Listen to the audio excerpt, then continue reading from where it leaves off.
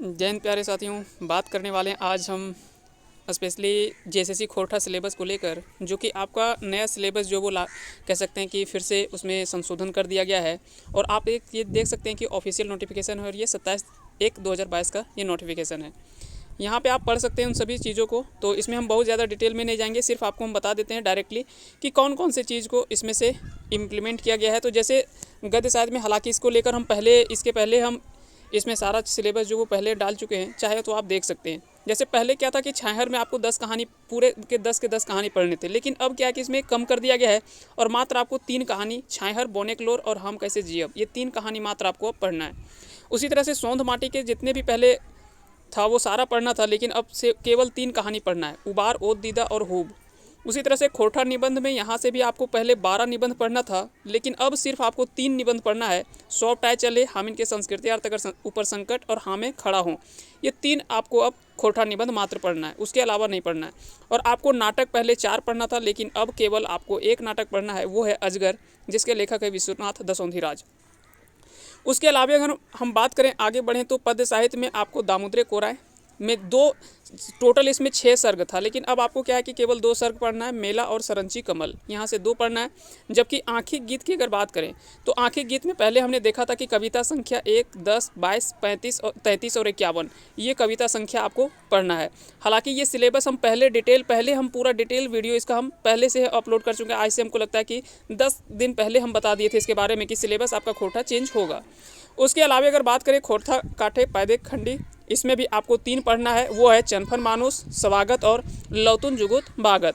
उसी तरह से जीवनी, संस्मरण और यात्रा वृत्तांत में कुछ कुछ चीज़ पढ़ना है। जैसे जीवनी आपका 2 पढ़ना है, एक है शेख भिखारी और दूसरा है बड़का बुजुर्ग बिरसा। संस्मरण में भी आपको 2 पढ़ना है, बोरवा डक, अखय बोर और उड़ गेले फुलवा रह गेले बास, यहाँ से आपको 2 पढ़ना है। जबकि यात्रा वृत्तांत आपको 1 पढ़ना है, दार्जिलिंग और गंगटोक यात्रा। जबकि व्याकरण आपको इसमें ऐड कर दिया गया है। वहीं अगर बात करें प्रकीर्ण साहित्य में, तो आपको 2 चीज़ पढ़ना है, एक पढ़ना है मुहावरा और पहेली, और दूसरा है आपको इसके अलावा यहाँ से 2 चीज़ मात्र पढ़ना है प्रकीर्ण साहित्य में, एक है मुहावरे और दूसरा है पहेलियाँ।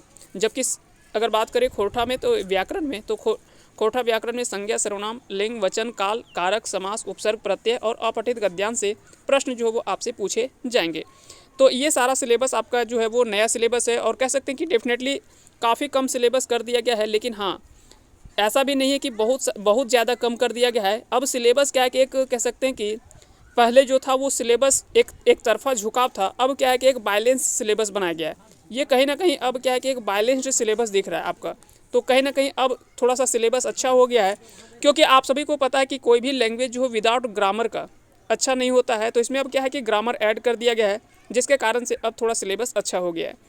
तो इस तरह से ऐसा भी नहीं कह सकते कि बहुत छोटा हो गया है, ऐसा नहीं है, क्योंकि आपके जितने भी व्याकरण पार्ट, जो ग्रामर पार्ट ऐड किया गया है, कहीं ना कहीं ये ऐसा नहीं है कि ये भी एक लंबा पार्ट बन जाता है। उसके अलावा मुहावरे, लोकोक्तियाँ हो गया, तो ये सब चीज़ यहाँ पे बढ़ा है। उसके बाद जीवनी, ये सब तो पहले से था ही, यात्रा वृत्तांत वगैरह ये तो पहले ही था, अन्य विधाएँ पहले भी पढ़ना था। तो कहीं ना कहीं सिर्फ आपका, हाँ, लेकिन कह सकते हैं कि कहानी का ये पार्ट जो वो काफ़ी ज़्यादा छोटा कर दिया गया। तो अब आपका सिलेबस जो वो एक डेफिनेटली जो है वो एक बैलेंस सिलेबस के रूप में है। अब आप आसानी से इसके ऊपर तैयारी कर सकते हैं। अब आप इसमें कोई संशय ना रखें, आप आराम से इसकी तैयारी कर सकते हैं। चलिए, आप सभी को एक बार बहुत बहुत धन्यवाद अंत तक बने रहने के लिए। जय हिंद, जय भारत।